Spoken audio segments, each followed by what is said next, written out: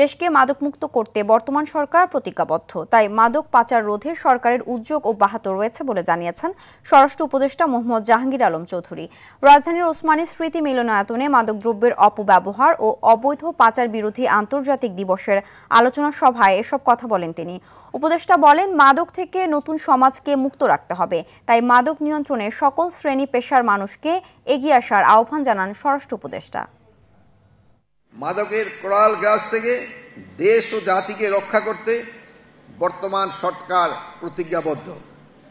দেশকে মাদক মুক্ত করার লক্ষ্যে অপ্রতুল্য সীমিত জনবল নিয়ে প্রতিনিয়ত মাদক বিরোধী কার্যক্রম পরিচালনা করে আসছে মাদক দ্রব্য নিয়ন্ত্রণ অধিদপ্তর।